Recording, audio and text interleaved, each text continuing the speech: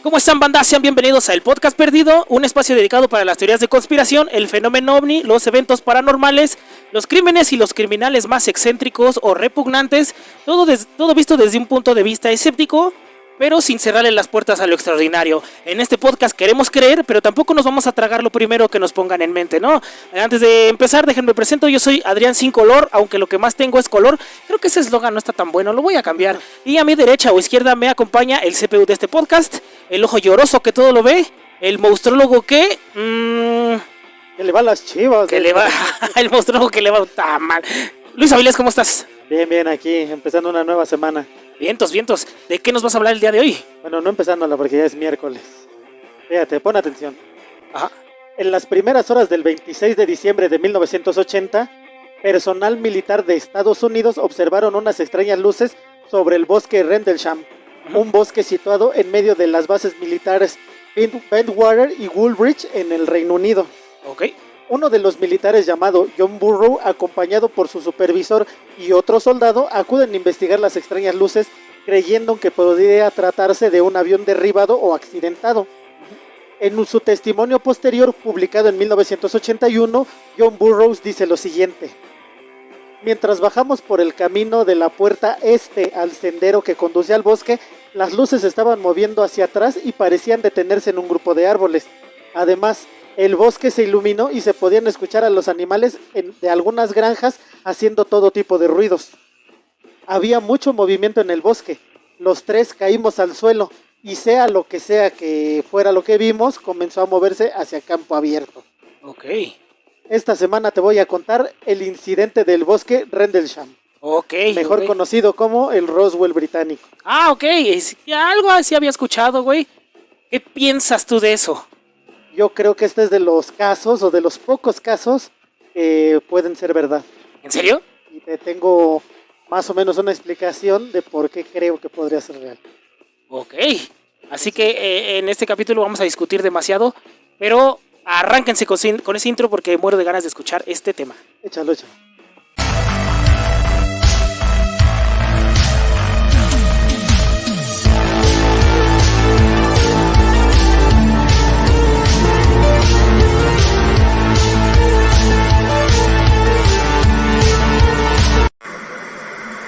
Urge que te arranques con este tema porque tu premisa estuvo interesante, pero estamos hablando de militares, todo puede pasar con ellos, aunque tú consideras que esto podría ser uno de los eventos más plausibles dentro del fenómeno. Así es, fíjate, una de las cosas muy importantes de esto es que son militares de Estados Unidos en bases de la Fuerza Aérea Británica, de la Real Fuerza Aérea de Reino Unido. Ajá. No, porque se supone que todo esto pasa en los 80s, cuando todo la Guerra Fría estaba en el mero apogeo. Entonces recordemos que el expresidente Jimmy Carter ya estaba hablando acerca de todos los conflictos que se venían de entre Estados Unidos y Rusia. Ajá. O bueno, la Unión Soviética. Después llega el presidente Ronald Reagan y él es el que ya empieza con la idea de hacer un frente mayor hacia la invasión de los comunistas soviéticos, de los comunistas de los soviéticos hacia el mundo. Y todo esto empieza cuando la Unión Soviética empieza a apoyar a toda la guerrilla en Afganistán. Sí, entonces, claro. No sé si recuerdas tú, por ejemplo, las películas de Rambo. Sí. Ya ves que va y hace sus desmadres en Afganistán. Sí. ¿No? Bueno, ya después de la 2 es como en Vietnam. Sí, la 2 es en Afganistán, porque la primera, Rambo es un veterano de Vietnam. Ajá. Y en la primera es todo el desmadre que hace en el pueblillo. Ya después en la 2 es cuando lo llevan a Afganistán y hace todo el desmadre. Y era cuando en ese momento todos pensábamos que ya el nuevo enemigo de los Estados Unidos iba a ser Medio Oriente. Ajá, pero es la 3, la que hablas es la 3, porque la 2 es cuando lo llevan a Vietnam y rescata y matan a su novia. Ah, ok. Que se grabó en México, de hecho. Sí. Bueno, entonces ya todos pensaban que el enemigo a vencer era Afganistán. Ajá. Era ya Medio Oriente, pero la realidad es que en esa época ya empezaba la Unión Soviética a meterse a Medio Oriente para buscar todo el apoyo. Entonces Ronald Reagan buscaba combatir toda esa situación y una de las personas que en ese momento pensó que era necesario apoyar fue Margaret Thatcher. Entonces entre ellos dos hicieron una especie de convenio en la cual Estados Unidos iba a ocupar una de las bases de Reino Unido, ahí precisamente en su territorio. Entonces todo lo que sucede aquí en el bosque Rendlesham le sucede a militares de Estados Unidos, a ejército de Estados Unidos que está asentado en una de las bases de Gran Bretaña. Ok. Entonces vamos a partir por ahí, ¿no?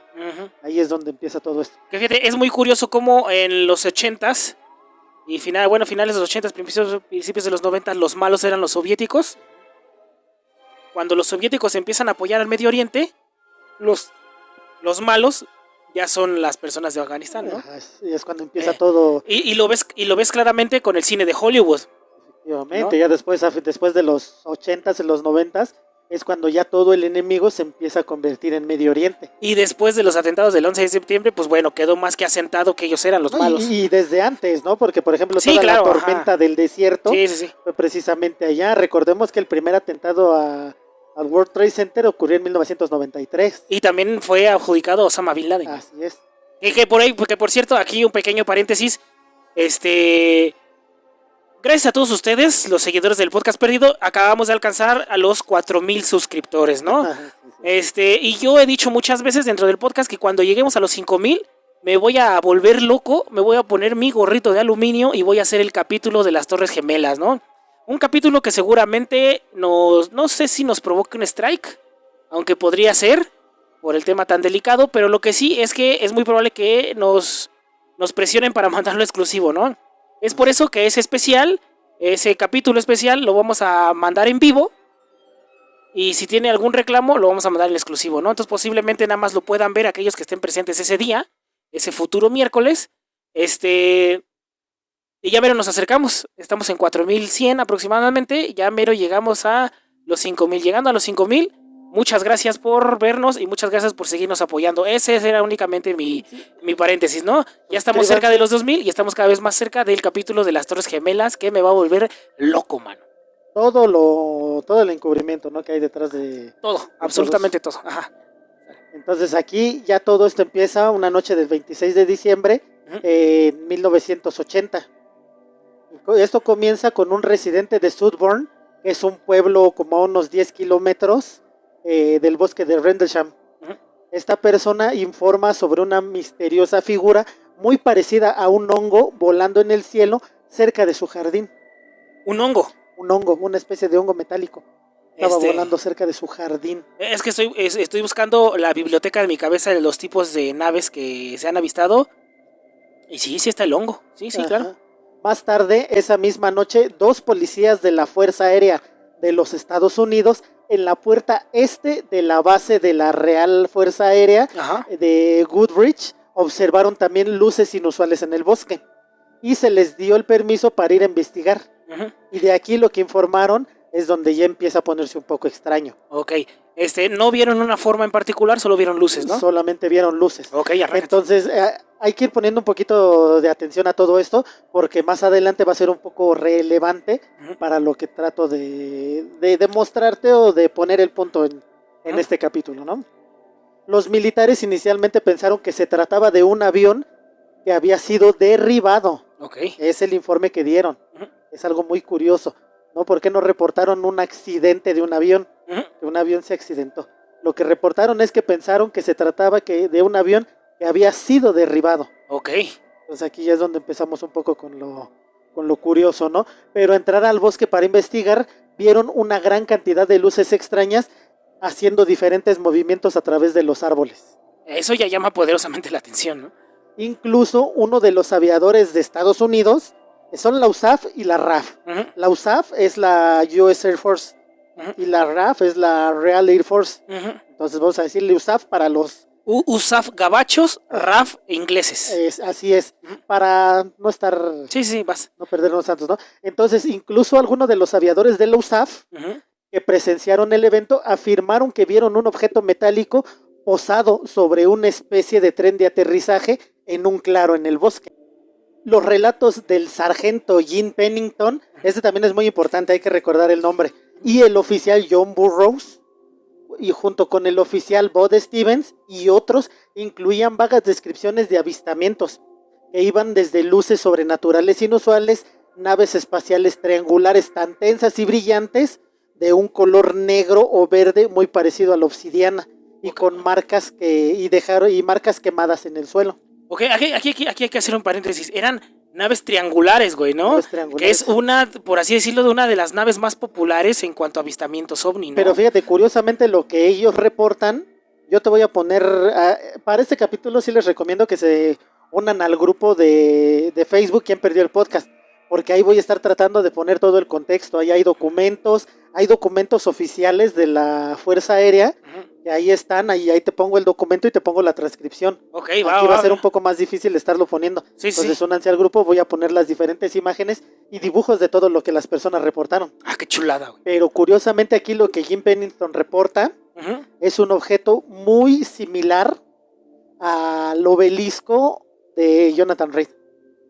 No seas cabroneta. En cuanto a tamaño. Es más como un prisma. Ajá.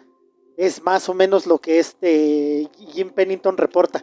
Un objeto muy parecido al que Jonathan Reed nos presentó en su video. Así triangular, el mismo tamaño, flotando, pero como que... absolutamente mate, ¿no? Sin rebote de luz. Sin rebote, estable. O sea, haz de cuenta que estamos viendo ese, ¿no? Ok. Entonces, según Pennington, él tocó la capa exterior y lisa de la nave. Y al hacerlo sintió que estaba un poco caliente. Pero en ese mismo momento también entró en un estado similar al trance y solo pudo ver pasar por su mente puros ceros y unos. Ok. Haz de cuenta como si, bueno, más o menos lo que él describe, como si fueran los números de Matrix. Ajá. Bueno, una manera de describirlo. Ajá. Puros números, puros 0 y 1, 0 y 1, 0 y 1, que tiempo después se comprobó que era un código binario, ¿no? Estas figuras digitales en su mente, en su momento, había figuras de esas también en la capa exterior de la nave. Aquí en el grupo, y aquí también te voy a poner una imagen de los símbolos que estaban en la nave grabados. Pero lo que él dice es que a pesar de que esta nave parecía totalmente rígida, al posar la mano por donde estaban los símbolos se alcanzaban a sentir como en especie de alto relieve, pero como si fuera una sola pieza. O sea, es muy extraño, ¿no? Lo que él menciona. Ok. Tiempo después, vamos a hacer un poquito un paréntesis sobre lo de Reshdam y vamos a ver eso, ¿no? Tiempo después, ya en 1984, Pennington se somete a una regresión hipnótica. Okay. Ya sabes, ya hemos hablado mucho de eso, ¿no? Es muy controvertida la regresión hipnótica, ¿no? Y esto te lo quiero platicar aquí porque más adelante te voy a hablar de todas las explicaciones que dan los escépticos. Okay. Entonces esto es muy interesante para que va a tener un poco de sentido más adelante, ¿no? Okay. Ya cuando entra en la regresión hipnótica, él pudo recordar que dicha nave con la que se había topado había venido del futuro, del año 8100. Okay. Y que los tripulantes no eran extraterrestres, eran humanos que precisamente habían viajado en el tiempo. Ok, entonces, ¿no? Ese supuesto prisma no era una nave extraterrestre, sino una nave del tiempo, una máquina del tiempo. Ajá. Obviamente todo esto en su momento no aparece en los informes que hizo el sargento. Eso aparece muchísimo tiempo después. Okay, entonces se supone que todo esto no lo entregó a sus superiores. No aparece en los registros porque la regresión la hizo mucho tiempo después. Mucho tiempo después. Pennington nunca reveló esta información. Sin embargo, comenta que después del incidente no dejó de tener sueños al respecto y sobre todo al mensaje que había recibido. Ok. Este código binario, él por más que intentó y se pasó años tratando de descifrarlo, jamás pudo hacerlo. Ya fue hasta el 2010, que es 30 años después. Ajá. Ya es hasta el 2010 cuando le confió 6 páginas que él redactó a un programador de computadoras para ver si él podía darle sentido a todo lo que estaba escrito. Ok. Y lo logró. No mames. El programador transcribió todo el código binario en su computadora y después de someterlo a diversos procesos, logró obtener una sencilla conversación. Ok. Que dice lo siguiente. Dice, continúa para avance planetario. Esto estaba escrito en un inglés, pero con faltas de ortografía. Ok. Entonces, pues ahí está un poco... Está raro, ¿no? Está raro. ¿No? Porque el hecho de meter faltas de ortografía ya te hace jugar un poco como para meter una transcripción muy a calzador, ¿no? ¿no? Es como aquí, ¿no? Descubrimos que un mensaje dice ¿cómo estás? Pero en lugar de C ponen K. Ajá. Y en lugar de estás normal le pusieron H. O sea, ahí sea como para meterlo con calzador. A la distancia se puede presumir así, pues. Muchos de los ufólogos que han investigado este caso, lo que dicen es que probablemente esto pueda significar que nos conocen, que saben de nuestra existencia, pero no nos comprenden del todo. Podría ser, pero ojo, estamos diciendo que era una teoría, era que era una máquina del tiempo. Entonces, ¿quién nos conoce, güey? O sea, efectivamente. Eso ¿no? está muy loco, ajá. Entonces, dice, continúa para avance planetario. Y junto con este mensaje vienen un montón de coordenadas. Entre las coordenadas, pues te viene, ya te imaginarás, ¿no? Te vienen las pirámides de Giza. Ah, ok. Viene el templo de Kukulcán. Viene, aparecen muchos lugares, las líneas de Nazca, ese tipo de lugares alrededor del mundo aparecen, ¿no? Pero hay una ubicación, hay unas coordenadas que aparecen que corresponden a una antigua isla, hoy supuestamente sumergido, desaparecida, que se llama la isla Jai, en Brasil, la cual según antiguas leyendas celtas era el lugar de una civilización miles de años más avanzada que nosotros. O sea, una Atlántida más. Básicamente. Entonces, cuando tú metes estas coordenadas a Google Maps, no hay nada. Sí, porque supuestamente desapareció esa isla, ¿no? Ajá, entonces como les comento, váyanse al grupo, quien perdió el podcast, ahí les voy a poner las coordenadas. No les voy a poner los lugares, les voy a poner las coordenadas que aparecen en este mensaje para que ustedes mismos hagan el experimento. Ok, está interesante. Ok, juguemos. Entonces, para que esto es parte de lo que se encontró en el mensaje, ¿no? Ajá. Perdón. Además, Pennington también recuerda que había símbolos jeroglíficos escritos en el cuerpo de la nave, como te comenté, ¿no? Entonces, después de estar viendo todo esto, supuestamente la nave levantó el vuelo y se marchó. Sin embargo, muchísimos animales de unas granjas cercanas empezaron a hacer mucho ruido, entraron como en estado de frenesí, un estado como alterado. Entonces, aunque Pennington y Burroughs tenían perfectamente claro lo que vieron, su oficial al mando les dijo que permanecieran en silencio y que no mencionaran la historia completa en su informe. Y así lo hicieron. El 27, que fue cuando entregaron el informe, empezaron a ver ese tipo de avistamientos otra vez, pero ya no hicieron nada. Entonces, el 28 de diciembre volvieron a ocurrir los avistamientos de la misma manera. Ante este segundo avistamiento, y dado que en esa época se encontraba en pleno apogeo la guerra civil, como la Guerra Fría, y debido a la delicada situación militar del momento, porque se supone que a pesar de que la Fuerza Aérea de Estados Unidos, la USAF, estaba ahí nada más como un campo de entrenamiento, se habla mucho de que en esa base existía armamento nuclear. A pesar de que supuestamente estaba prohibido.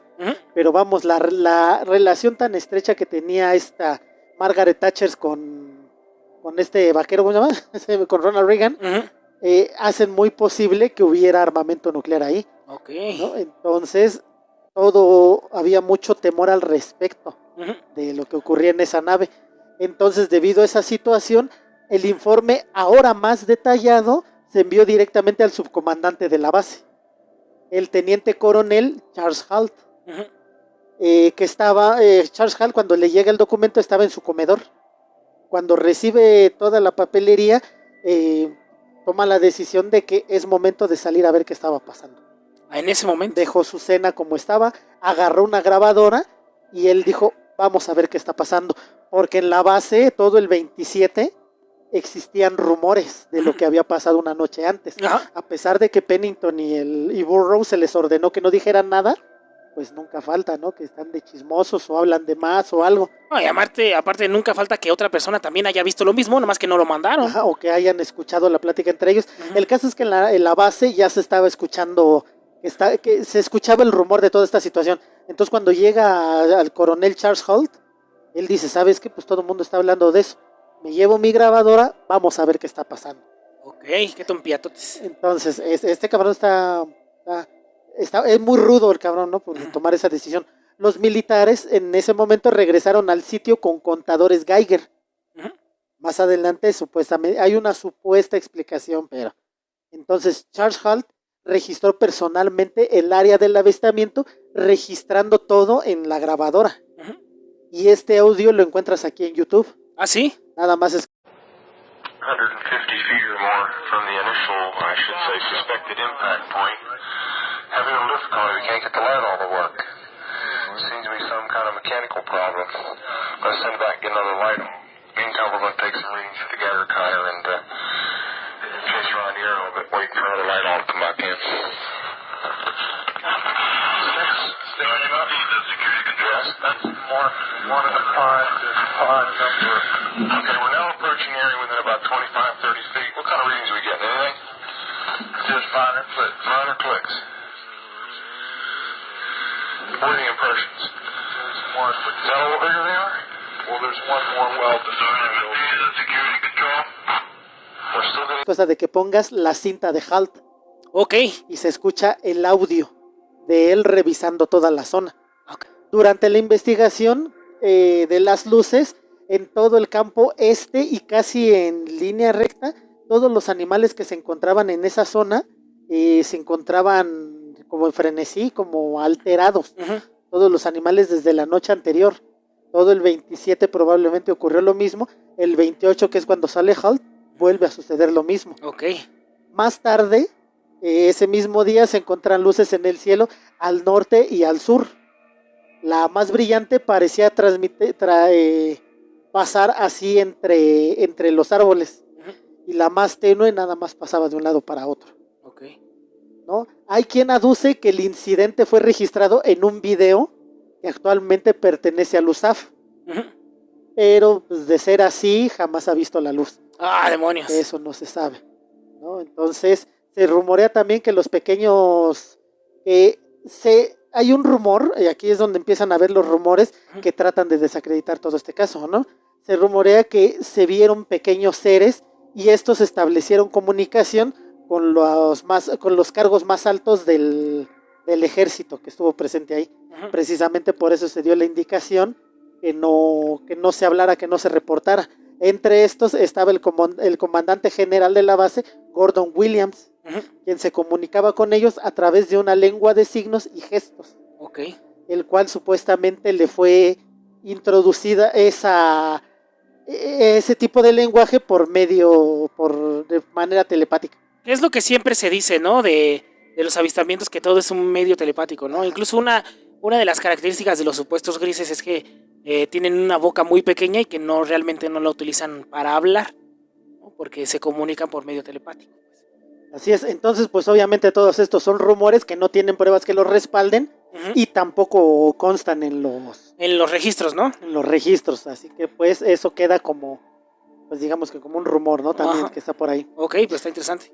De todos los relatos que existen, las experiencias más notables provienen del propio Jim Pennington y John Burroughs e incluso del general Holt. Okay. Ellos relatan, ¿no?, las luces encendidas y brillantes, imitando una especie como de collage, de caleidoscopio, de luces rojas y azules provenientes de un misterioso sitio, probablemente un avión, pensaban ellos en ese momento. Este hecho tuvo lugar a lo largo de 2 días, ¿no?, del 26, 27 y 28, aunque el 27 pues prácticamente no reportaron nada.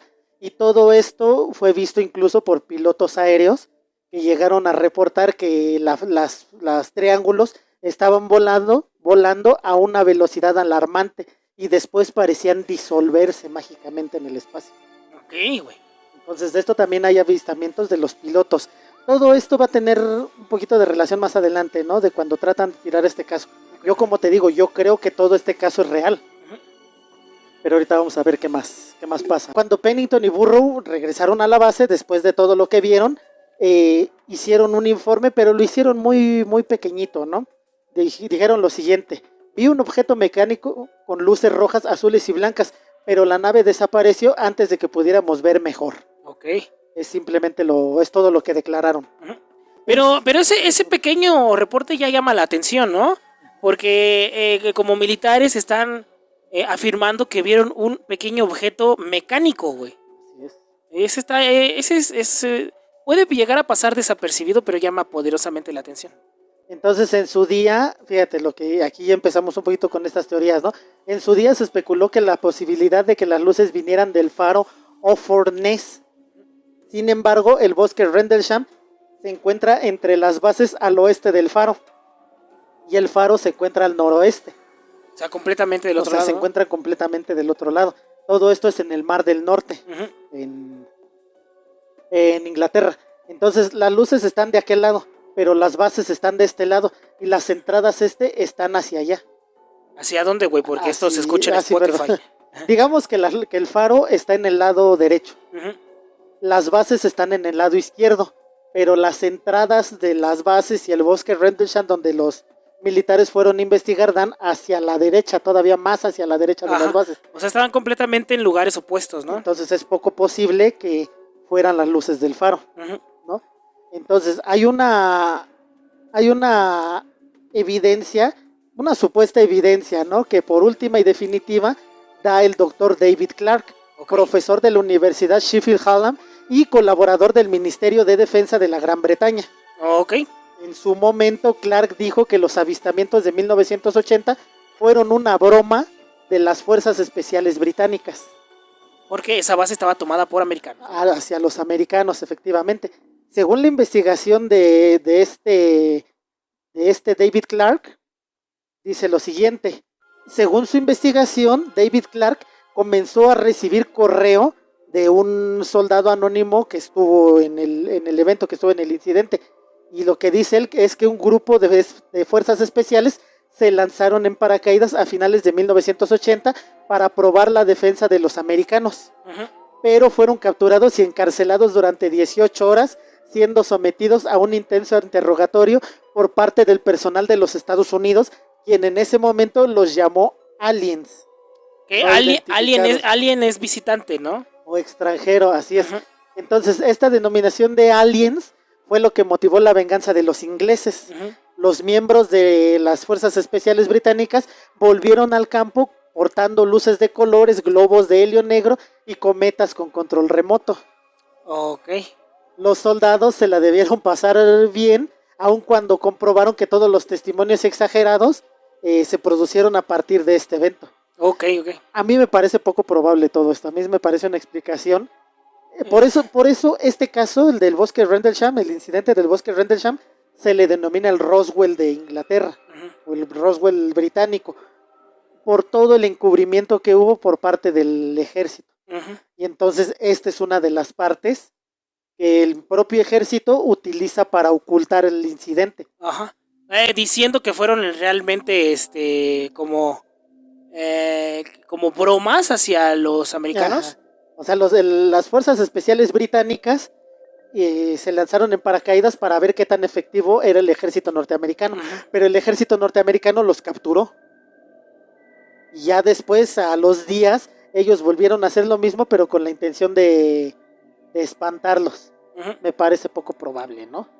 Teniendo en cuenta que estás en un momento de tensión por la Guerra Fría, no creo que ninguno de los dos países se fuera a arriesgar a estarse haciendo bromitas. Y sobre todo con equipos de paracaidistas, ¿no, güey? O sea, son aviones, güey. A final de cuentas, para lanzarte en paracaídas, tienes que despegar un avión y tienes que solicitar los permisos y todo lo que se necesita.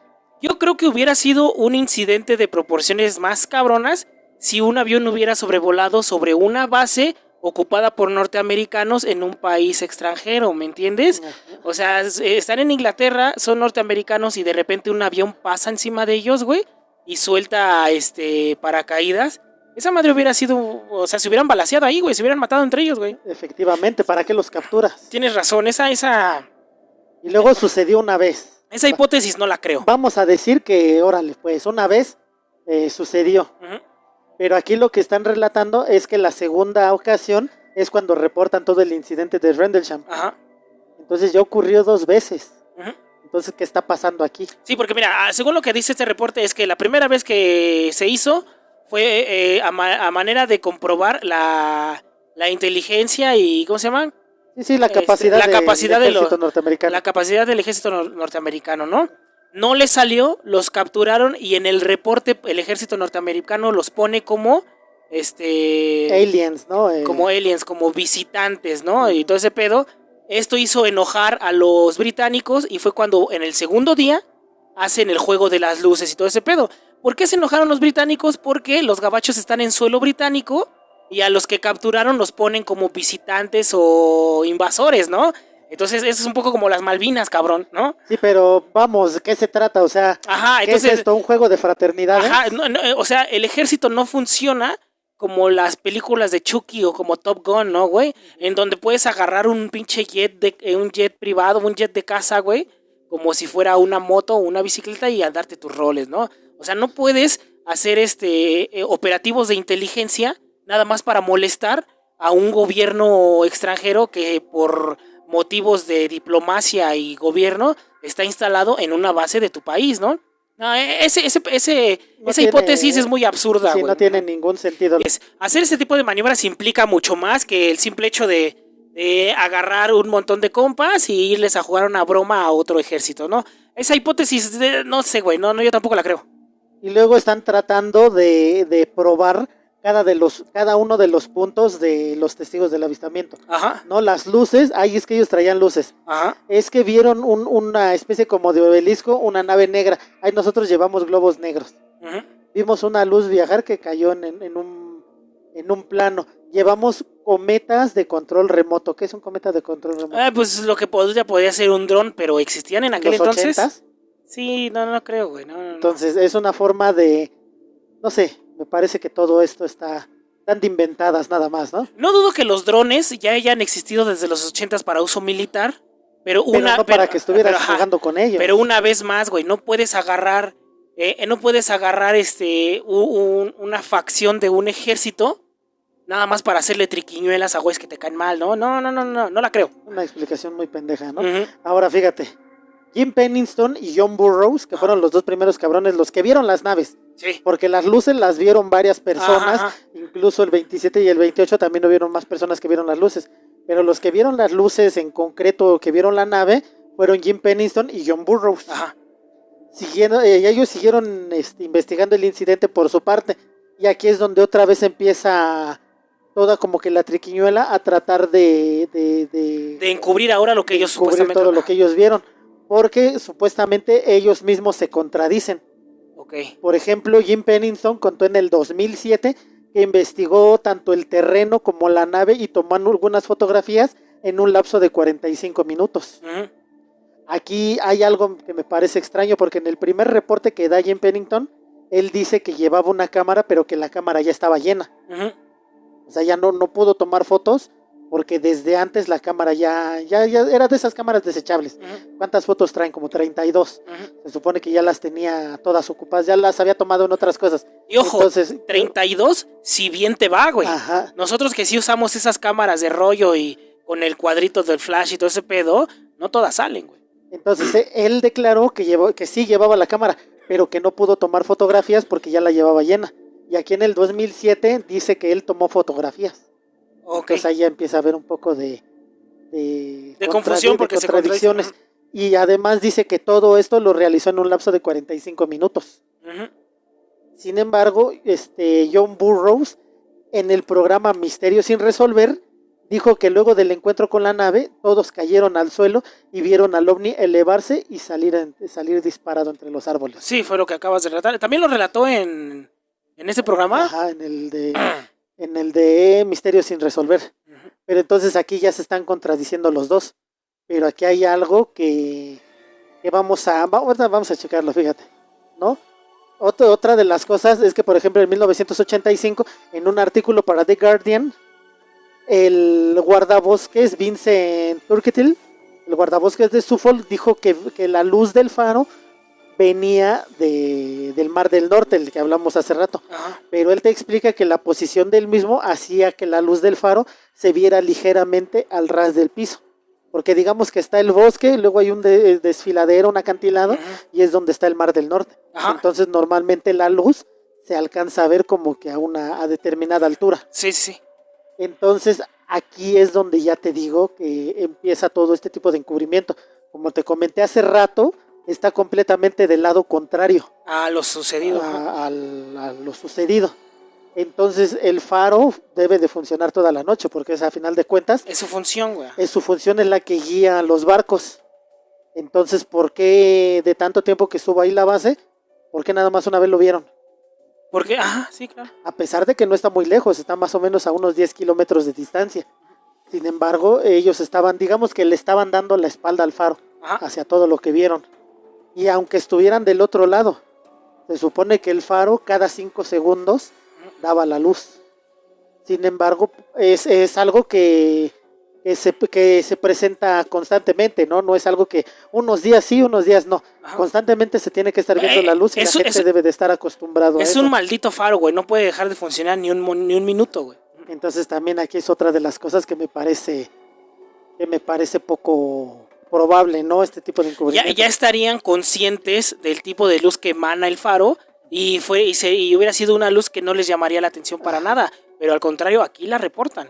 Además, aquí yo tengo, más o menos me puse a buscar cómo funcionan este tipo de faros, y se supone que estos faros, en la parte que da hacia la población, esa parte está cubierta. De manera que el faro da la luz, pero cuando llega a la parte que da hacia la población, está cubierto para no alumbrar. Sí, claro. Ya después regresa a alumbrar todo el océano. Sí, sí. Entonces aquí tenemos, no sé si este faro en específico tenga esa función, pero otros faros que existen, buscando más o menos información en Google, es lo que sale, que donde hay población, esa parte está bloqueada. Las paredes están tapadas para que no... Sí, tienen una lámina para tapar específicamente esa parte, ¿no? Sí, precisamente para no molestar porque no se vuelva una molestia, ¿no? Al final de cuentas. Entonces, entonces, si este es un faro común y corriente, como estos que tienen este tipo de protección para que no moleste a las zonas pobladas, güey, ¿por qué también? Porque la reportarían una luz, ¿no? Entonces aquí otra vez la hipótesis del faro es también muy poco probable, ¿no? Es muy, muy poco probable. Y luego, aparte, ¿qué cantidad de luz o con qué intensidad de luz llegaría un faro que está a la distancia, ¿no, güey? Sí, a 10 kilómetros. Imagínate, no creo, güey, no creo. Las luces de los faros son muy potentes, pero no creo que haya atravesado todo el bosque con la intensidad necesaria como para llamar la atención de personas que ya estaban buscando luces porque habían visto otro tipo diferente de luces, ¿no? Y luego otra cosa, tengamos en cuenta que son bases de la Fuerza Aérea. Sí. O sea, son campos de pilotos. Toda esta gente debe de estar acostumbrado a todo esto. Sí. Incluso hay piloto, John Burroughs, se supone que él era experto aeronáutico y conocía los ruidos y todo lo que hacían los diferentes aviones de la zona. Entonces cuando se reporta la luz, él luego va a ver, porque él fue el que dijo precisamente que se trataba de un avión que probablemente había sido derribado por las circunstancias en las que se vio la luz. Pero vamos, esa es otra de las cosas. Otra más es que si el ovni hubiera estado por la zona, más bien fue el ovni el que estaba en la zona y fue reportado por varios pilotos que se encontraban cerca. Sin embargo, se hubieran visto dos luces, la del faro, como mencionan, y la del ovni. Ok, sí. ¿No? Es que aquí siempre, desde un principio se habló de dos tipos de luces diferentes, güey, ¿no? La que estaba por como al ras de los árboles y una que sobrevolaba el área, ¿no? Efectivamente, pero sin embargo, en 2008 se demostró que la luz del faro no puede ser vista hacia el interior del bosque. Ok, ahí está. Diferentes programas, incluso fue uno de los programas de History Channel que se encargó de hacer los experimentos y las pruebas para ver si era posible, para ver si la teoría del faro era posible.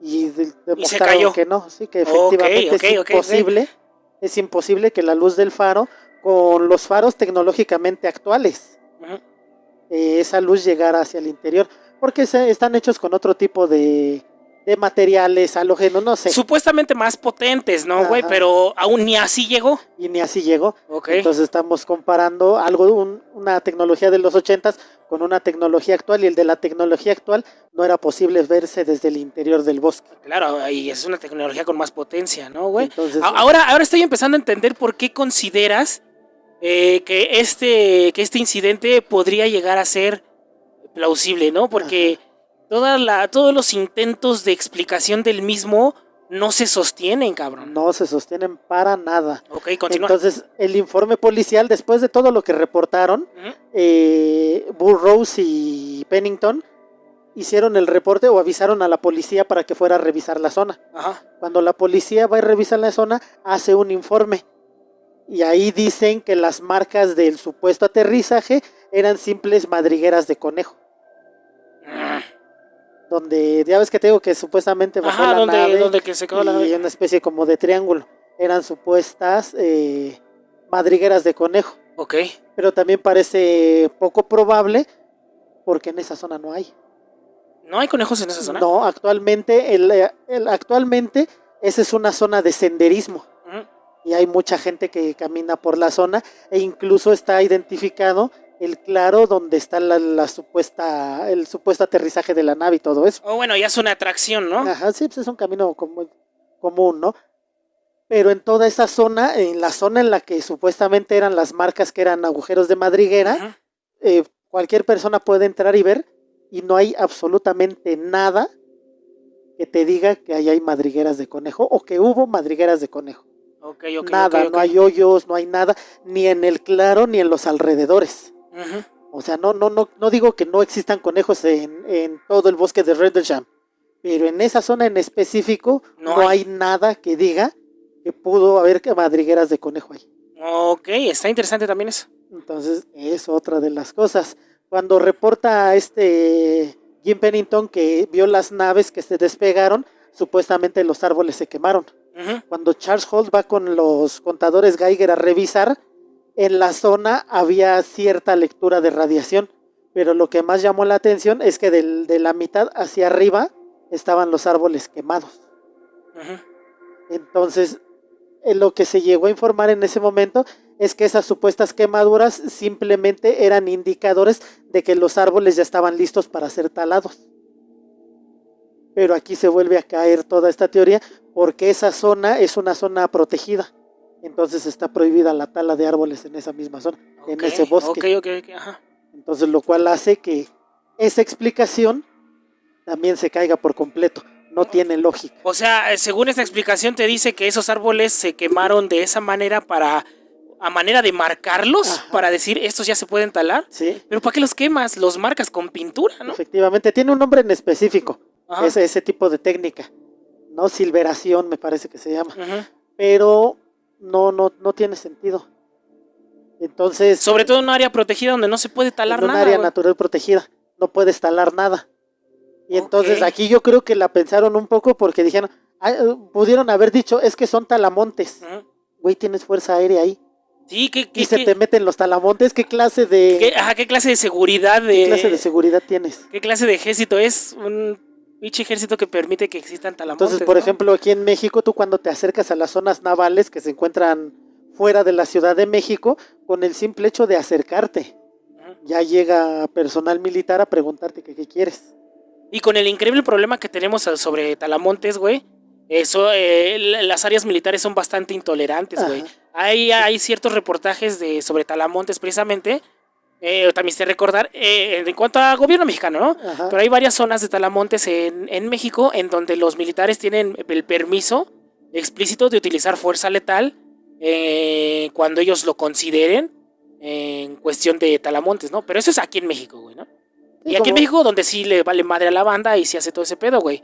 No estoy diciendo que los ingleses sean mejor porque también hay mucho ñero, hay mucho verguero por allá. Sí, pero vamos, pues es muy poco probable que hayan sido talamontes marcando. Y aparte, si eres talamontes, ¿por qué vas a marcar un árbol para después talarlo? Pues si eres un talamontes clandestino, güey, lo talas y te largas. No lo marcas para regresar después, güey. Esa historia tampoco me la creo. Esa tampoco tiene sentido. Otra de las cosas, estamos hablando de que las bases, eran dos bases que estaban en medio del bosque Rendlesham. Una era la base Ben Waters, es de donde sale Pennington y John Burroughs junto con Charles Holt. Son los que salen de esa base. Sí. Y la otra base era Goodrich, ahí mismo. Entonces eran dos bases que estaban a unos cuantos kilómetros una de la otra. Sí. Aproximadamente unos 6 kilómetros en medio del bosque. Sin embargo, todo el acceso del bosque, como bien como bien mencionan, se encontraba en la parte este. Y todos los avistamientos se presentan dentro de la parte este. No hay nada que acredite que todo esto puede haberse visto en la parte oeste, o sea, hacia donde estaba el faro. Sí.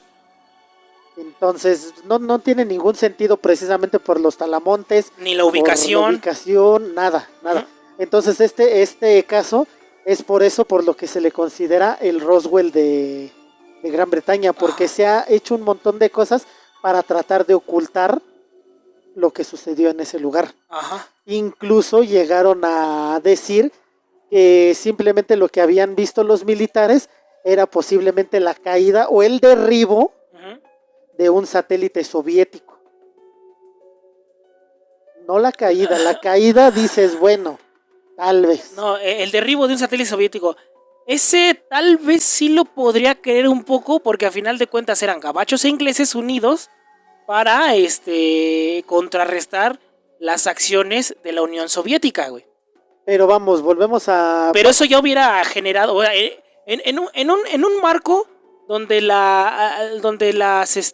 estas potencias estaban como en posible guerra, ¿cómo te digo, güey? Donde la situación estaba tan delicada que existiera un incidente de un supuesto satélite británico, un supuesto satélite soviético tirado entre una base americana y una inglesa, hubiera generado un conflicto internacional en ese momento. De hecho, es lo que estaban esperando, ¿no? Que algo así pasara, ¿no? Y por ejemplo, a pesar de todas las explicaciones que te dan, no existe una explicación que diga quién la derribó. O qué tipo de artillería se utilizó. Porque mira, esto me hace recordar, aquí tenemos el capítulo de la batalla de Los Ángeles, ¿no? En donde el gobierno norteamericano, cerca de la base de Pearl Harbor, Los Ángeles, No, Pearl Harbor es en... Sí. En donde el gobierno norteamericano,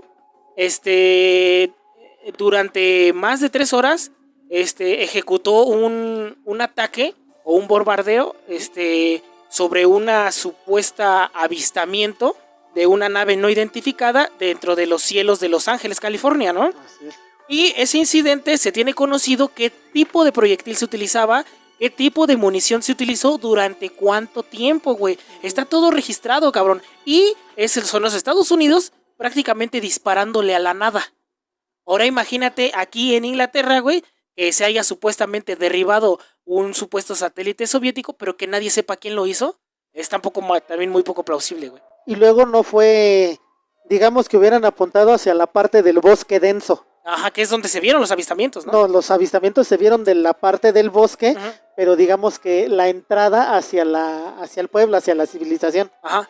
Entonces está la entrada, digamos que a la izquierda está el pueblo, está la civilización, está el lugar de ahí, ¿no?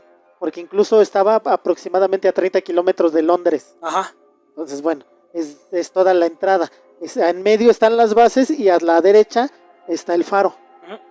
Entonces es una zona semipoblada, por decirlo de alguna manera, ¿no? Entonces no existen informes que digan quién lo derribó, y mucho menos quién se quedó con él. Y sobre todo, no existen registros de actividad militar, que es lo que se necesita para derribar algo, ¿no, güey? Sí, no hubo... Es lo que te digo, muchos otros incidentes, como el de la batalla de Los Ángeles de Estados Unidos, se tiene perfectamente ubicado quiénes se utilizaron, qué tipo de armamento se utilizó, durante qué tiempo, y todo eso. O sea, se tiene todo registrado, y que estos güeyes no lo registren está raro, ¿no? Y sobre todo en ejercicios de inteligencia en donde tienen que ver estadounidenses en territorio inglés e ingleses. No lo creo tampoco que hayan derribado algo y nadie supiera qué. Entonces, pues con eso termino el capítulo. Ajá. Y yo me quedo con la idea de que el incidente en el bosque Rendlesham es real. ¿Sí crees que vieron algo? Efectivamente. ¿Sí crees que de alguna manera hubo un tipo de contacto? Sí. Tal vez, posiblemente ya... Es que más adelante te voy a sacar el capítulo de Roswell, pero es algo muy largo y muy complejo. Sí. Entonces ahorita no lo hemos sacado porque va a ser por lo menos unos 3 capítulos. O sea, es demasiado largo y es demasiado extenso. Entonces, dentro de esta extensión te vamos a hablar de todo lo que es posible pero también de todo lo que es imposible. Y de todas las contradicciones y de todas las historias que se colgaron y todo eso. Entonces, si me preguntas a mí, el origen o el punto principal de Roswell es real. A partir de ahí se empezaron a salir vertientes que empezaron a hacer que la gente pensara que fuera falso. Ok. Lo mismo con Rendlesham. Ok. ¿No? El evento primario es real. Lo que ya no es real es lo que se empezó a hablar después. Todas estas hipótesis que marcas que son muy poco plausibles, güey, pero incluyendo posiblemente lo que dijo Jim Patterson, porque él dice que él revisó la nave, la tocó, le llegaron los números y todo y pasaron 45 minutos, pero John Burroughs dice no, cuando la vimos caímos, o sea, como que nos desmayamos o como que algo nos aturdió y nada más vimos cómo la nave despegaba. Sin embargo, el reloj de Jim Peterson traía un atraso de 45 minutos. Por eso es por lo que él dice que él estuvo ahí. Y recordemos que en todos los incidentes en los que se presentan, ya no digamos abducciones, pero un contacto ya del tercer tipo, siempre hay pérdida de tiempo. Ajá. Entonces, todo esto lo revela Jim después de una regresión hipnótica. Lo mismo que pasó con Travis Walton, lo mismo que pasó con Betty Barney Hill, lo mismo que ha pasado con diferentes personas que han tenido este tipo de contactos. Ok. Entonces ahí es cuando los investigadores y los escépticos tratan de tirar todo esto. Es que tú dijiste y te contradices. Dice, sí, pero es que necesitabas algo en medio para regresar ese tiempo, a ese momento. Está interesante, güey. Entonces, pues no sé qué opinas tú al respecto. Yo no sé si el incidente de Rendlesham sea real o no, pero lo que me queda más que claro es que todas las hipótesis que tratan de explicarlo no dan no dan lógica, güey. No tienen sentido alguno, ninguna de ellas, güey. Porque estamos diciendo que para hacer plausibles las hipótesis que están alrededor del incidente de Rendlesham, básicamente tenemos que considerar que tanto la facción del gobierno norteamericano en sueldo británico como los británicos son un montón de soquetes, güey. Un montón de incompetentes, ¿no? Y eso no lo dudo. No dudo que haya incompetentes en la milicia de otros países, pero no creo que a ese grado como para que así de fácil tomes naves, avientes paracaidistas y para hacer una broma, güey. No lo creo en lo absoluto, güey. Entonces yo también lo que creo que es falso es cuando ya se empezó a hablar de que el comandante de la base, pues el primero, el mero jefe, porque Charles Holt era como el segundo a bordo, que es el que está en las cintas de Holt. Pero el comandante de la base, empezaron a existir los rumores de que él tenía contacto con seres extraterrestres. Ah, bueno, eso ya es el teléfono entonces, descompuesto, ¿no? Esa parte sí creo que es falsa. Es como dices, el incidente de Rendlesham sí es muy plausible, sí podría ser un avistamiento real, pero está opacado por cientos de malas explicaciones y evidencia falsa, cosa que es muy común con este tipo de avistamientos tan cabrones, ¿no? Los avistamientos más cabrones que existen, güey, están plagados de información falsa y de evidencia truqueada, ¿no? Entonces, que el hecho de que el incidente de Rendlesham que haya pasado en bases militares, pues no lo hace exento de esta hipótesis, ¿no? Que haya mucha información falsa y evidencia, igual, manipulada, ¿no? Manipulada, efectivamente. Ay. Aquí en México ha pasado con el evento, en el incidente de Coyame, ya también después te voy a platicar de ese, pero en el incidente de Coyame precisamente fue lo mismo. Digamos que al momento se dio una orden, pero una orden que no... Eso fue aquí en México. Digamos que el ejército mexicano no tenía la capacidad de saber qué hacer en ese tipo de situaciones. Ajá. Entonces mandaron a traer al ejército de Estados Unidos. Cuando llegan a Coyame con ellos, son eliminados. El ejército mexicano es eliminado, es borrado. Ok. Entonces... Es que mira, tienes a dos ejércitos expertos en manipular y en desaparecer información, ¿no? El ejército norteamericano y el inglés, que también tiene sus controversias, entre ellas esconder dos particulares hermanas de la reina Isabel, ¿no? Efectivamente, ¿no? Entonces, bueno, ya para finalizar, Recordemos que cuando ellos hacen el reporte, los superiores inmediatamente les dijeron no hagan nada. Los superiores directos de ellos. Porque ya después esos superiores le avisaron a Charles Holt, que es el que decide salir. Pero que es el de las cintas. Ajá, que sí, entonces ellos, los superiores, luego les dicen, entonces no digan nada. No vieron nada. Y hasta que al otro día se vuelve a presentar la situación otra vez, es cuando ya Charles Holt se entera y va a ver qué pasa. Y él es uno de los que le da mucha veracidad a todo este caso. Encubrimiento tras encubrimiento tras encubrimiento, pero la persona con mayor rango en toda esa área le da mucha credibilidad al caso, güey. ¿Por qué no creerle a un alto mando, güey? Mucho del contexto va a estar en el grupo de Quien Perdió el Podcast para que se unan y vean tanto las cintas como todas las evidencias y todo lo que existe al respecto y saquen su propia conclusión, ¿no? Su propia conclusión. Espero que les haya gustado este capítulo, espero que lo hayan disfrutado tanto como nosotros hacerlo, espero que este capítulo les haya generado más dudas que las que nosotros tenemos en este momento. Muchas gracias por vernos, nosotros fuimos el Podcast Perdido, nos vemos la próxima semana. Adiós.